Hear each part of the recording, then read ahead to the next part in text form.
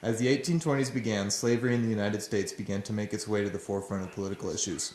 With the steady stream of new incoming states, the issue was aggravated further by trying to decide on how to handle slavery in the new states. Gentlemen, please remember where you are. Now, we need a solution. Missouri is looking for admission to the states, as is Maine. How should we go about this admission?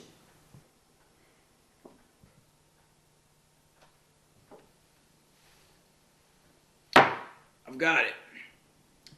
We give Missouri to the south as a slave state, and Maine to Canada. Mr. Senator, I would appreciate if you take the seriousness of the situation.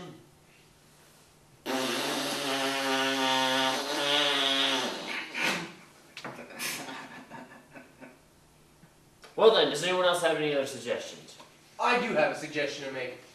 I suggest we admit Missouri into the Union as a slave state, and Maine in as a free state, and then we draw a geographical line above which no slavery shall be permitted, with the exception of Missouri. South Carolina doesn't like it. And so another conflict was resolved. A few years later, Monroe released the unconceitedly titled Monroe Doctrine, which ironically was written by Secretary of State John Quincy Adams, who would later succeed him in presidency. I do hereby declare that any further colonialization of this continent by Europeans will be seen as an act of aggression and will require military intervention because this is our continent. Mr. President, how exactly is it we got here in the first place?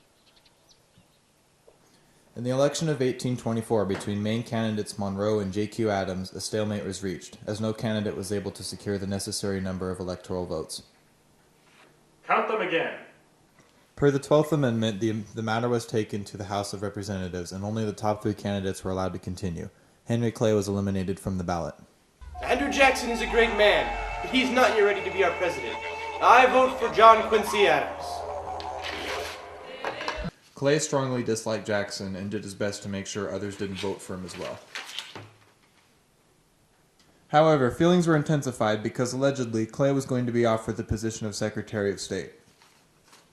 You guys can't pass notes in the middle of this. This is important. I'm the Speaker of the House. I can do whatever I want. Ah! Though Jackson had the majority of popular and electoral votes, the deal struck between Clay and Adams, referred to as a Krupp bargain, allowed Adams to secure the presidency. In 1825, the Erie Canal, the first complete link from the western interior to the eastern seaboard, was completed, helping to foster a population surge in New York City and promote expansion into the west. The canal, though heavily revamped, is still used to this day. On July 4th, 1826, John Adams and Thomas Jefferson, two of the founding fathers, lay on their dying beds. A few hours before his death, Adams spoke his dying words. Thomas Jefferson lives. Of course, Jefferson had been dead for hours before that was spoken. Then, Adams spoke his true last words to his granddaughter Susanna.